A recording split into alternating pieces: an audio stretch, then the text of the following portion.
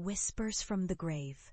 You don't understand what it's like to hear your own flesh and blood laugh in derision, to listen as they dissect your dreams like they were roadkill on the side of an endless highway.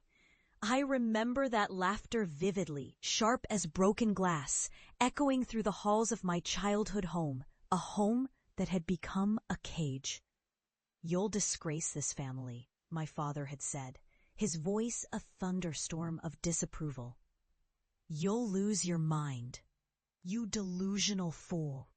My mother's eyes mirrored his contempt, filled with the same mixture of disappointment and pity.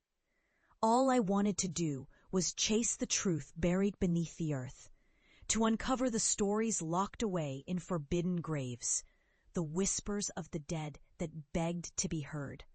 But instead, I was cast out, the pariah with a shovel and a passion for necro-archaeology. My so-called colleagues had turned on me when the whispers of my alleged fraud began to swirl, a cruel twist of fate orchestrated by those I considered friends. So I turned to the unmarked plague pits, the cursed burial sites that others had abandoned, seeking the secrets buried within the shadows. Years passed, each moment steeped in the haunting silence of ridicule.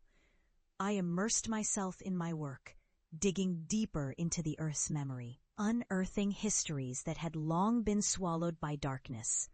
The world beyond my obsession had moved on without me, but I clung to the bones of the past, literally.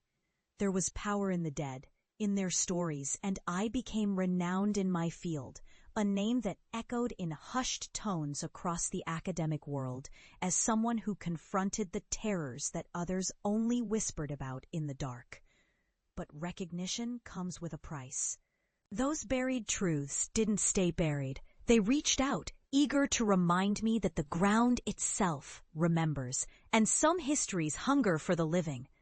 The deeper I dug, the louder the whispers grew, until they were a cacophony that filled my mind, twisting my very perception of reality. I learned that some places were not just haunted, they were alive, hungering for acknowledgement, and I, the foolish necro-archaeologist, had become their unwilling conduit. It was after years of isolation, after earning my notoriety, that I stood at my childhood doorstep once more, the weight of my discoveries heavy on my shoulders. I'd received an invitation to speak at a local university, but it felt more like a summons, one that urged me to confront those who once laughed at my passion. I hesitated before knocking. Memories clawed at me, each one a jagged shard of glass that cut deep. Would they mock me again? Would they ridicule me for the evidence I carried? Or worse, would they not believe me at all? With a deep breath, I rapped my knuckles against the weathered wood, and the door swung open. "Look who's back!" My brother's voice dripped with sarcasm. The family disgrace returned from the dead. Laughter rang out, but it was brittle and faded, like the last echoes of a ghost. My heart raced in my chest, a drumbeat of defiance, but I pressed on.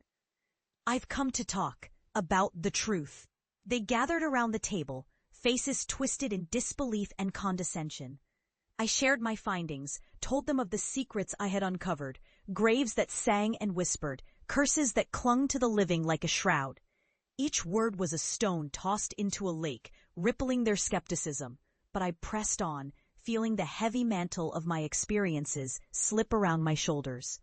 And then the atmosphere shifted. A chill swept through the room, creeping under the skin like a dark omen.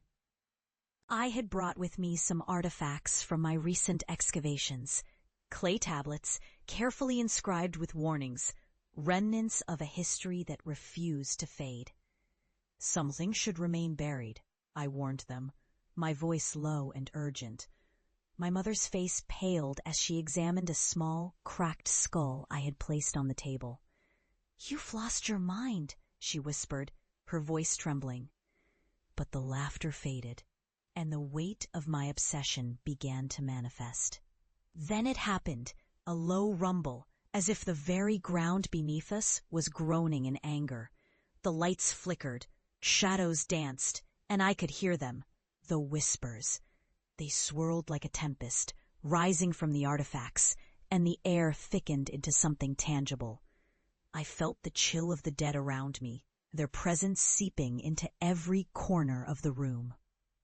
My family's scoffing smiles faltered as the whispers crescendoed, and in that moment I saw the truth reflected in their wide eyes, fear, disbelief, and something darker. They had ridiculed the very thing that had become my salvation, the very thing that now cornered them in this claustrophobic space. "What have you done?" my father gasped, his bravado crumbling into sheer terror. "I've uncovered the truth," I replied, my voice steady, resonating with a power they could no longer deny. "And now you'll witness it." The shadows grew denser, the whispers forming into shapes that flickered just beyond their understanding. I could feel the dead converge upon us, their cold tendrils stretching with purpose, ready to claim those who had mocked me, who had chosen ignorance over understanding. I had survived the darkness, but now they would confront what lay beyond their disbelief. As the whispers reached a fever pitch, clawing at the walls of their perceptions, I felt a surge of vindication wash over me. They would finally understand the weight of their derision. They would feel what it meant to be haunted, to be tethered to the past by the very histories they had dismissed. Then, just as abruptly as it began, the shadows receded, and silence enveloped the room. My family stared, their faces drained of color. Realization dawning in the aftermath of their ridicule. I had survived the horrors. They had become witnesses to the very truths they once mocked.